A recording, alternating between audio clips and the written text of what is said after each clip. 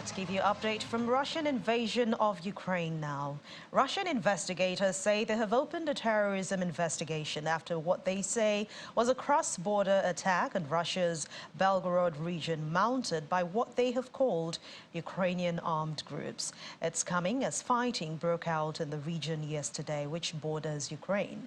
While Kiev has denied involvement in that attack, Ukrainian military intelligence representative Andriy Cherniak said the Russian citizens belonging to the Russian Volunteer Corps and the Freedom of Russia Legion were behind the ongoing assault. However, the governor of Belgorod says the counter-terrorism operation is cleaning up the area where the attack wounded 12 people. Ukrainian President Volodymyr Zelensky has visited Marines on the Eastern Front line to thank them for their role in resisting Russia's invasion. Video footage shows Mr. Zelensky dressed in a military khaki sweatshirt and khaki trousers, handing out awards to dozens of male and female Marines in combat gear on the National Day of the Ukrainian Marines. Ukraine's military said in a daily update that its forces had repelled numerous enemy attacks on the city of Marinka, which lies in the eastern region of Donetsk. The Ukrainian president also handed out decorations to commanders of several Marine units.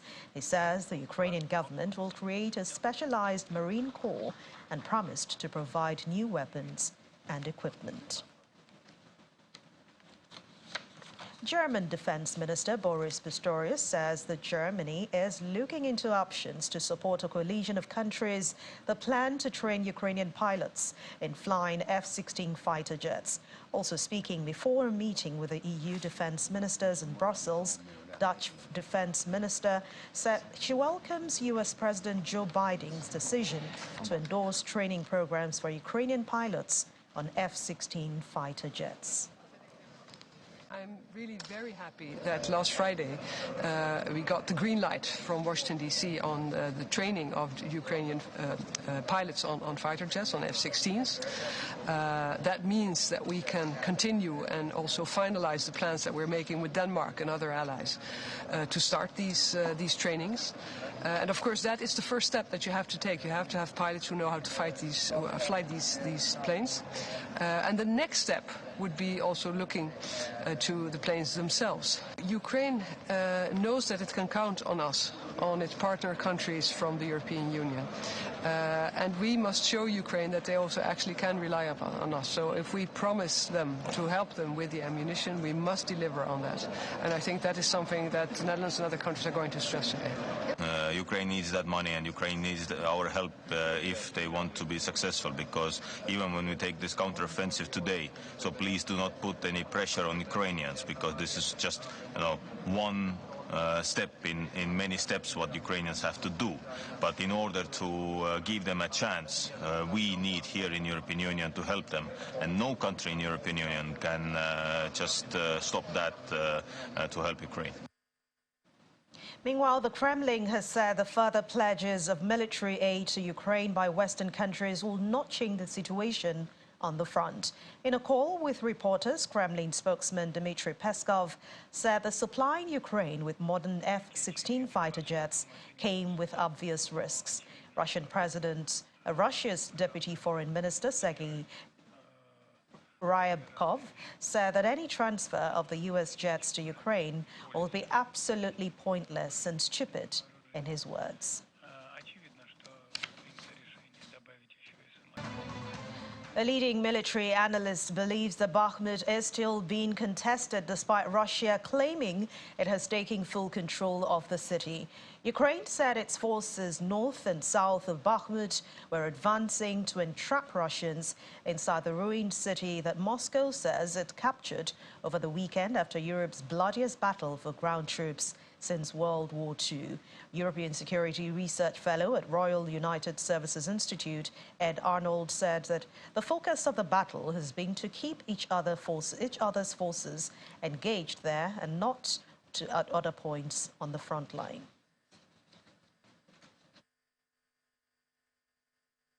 It looks like Bakhmut is still contested. I mean, the Russians are in a dominating position on the ground within the city itself, and have pushed the Ukrainians very far west. But then the Ukrainians look like they're also now pressing on the northern and southern flanks. But ultimately speaking, you need to see the battle in a wider picture, that the Russians have pushed everything they had at it since August, and they've only just sort of captured the town. But equally, when you look at the imagery, I mean, there's nothing left of the town. It's a very insignificant point on the broader map, and actually what's really been it's all been about is to try and fix each fort so that they can't fight in other places within Ukraine. In terms of Bakhmut, nothing is left. So, control is not military, it's political. So Russia don't control the area, they have it in terms of they seize it, they are forces on the ground. In terms of then turning that into some form of political control, reinvesting in infrastructure, actually making Bakhmut a bit of a hub, it's going to be very, very difficult. And the issue now is that the Russians will just find themselves in an area that they might not even be able to stay in long term because the infrastructure does not exist. So then the ability to then keep the city in their hands and then continue further west is going to be very, very difficult. It's the first time President Putin has publicly confirmed and sort of thanked Yevgeny Prigozhin and Wagner for their offensive potential. So to take them out so soon after would be a very curious move. But like I said in the previous answer, there is nothing there of military value anymore. So Wagner might redeploy to other areas now that they've sort of got that tick in the box. But actually rebuilding Ukraine's air force is much more about longer term defense and deterrence, which is going to be absolutely critical as support to current operations at the moment. And partly that is having an air force which Russia looks at and goes, actually we might not try offensive operations again, on the assumption that there's some kind of military resolution of the current war in the next couple of years. The U.S. State Department says the Russian mercenary force, a Wagner group, is trying to obscure its efforts to acquire military equipment for use in Ukraine. U.S. State Department spokesperson Matthew Miller said that Washington has been informed that Wagner is seeking to transit material acquisitions to aid Russia in the war through Mali. Wagner is trying to obscure its efforts to acquire military equipment for use in Ukraine, including by working through third-party countries where it has a foothold. We have been informed that Wagner is seeking to transit material acquisitions to aid Russia's war through Mali and is willing to use false paperwork for these transactions. In fact, there are indications that Wagner has been attempting to purchase military systems from foreign suppliers and route these weapons through Mali as a third party. We have not seen, as of yet, that any indications that these acquisitions have been finalized or executed, but we are monitoring the situation closely. We have sanctioned a number of entities and individuals across multiple continents that support Wagner's military operations, and we will have more to share on this question soon. In another story, South Korea and European Union have agreed to step up cooperation on security amid tension over Russia's invasion of Ukraine and North Korean nuclear threats. South Korean President Yoon Suk-yeol held a summit in Seoul with European Commission President Ursula von der Leyen and also European Council President Charles Michel, during which the leaders pledged to work together on climate change, health and supply chains. And just like we do not accept Russia's military aggression against Ukraine, we condemn the DPRK's constant nuclear saber rattling. We stand firmly by the Republic of Korea. Our new green partnership will boost cooperation in areas like renewables and green technology.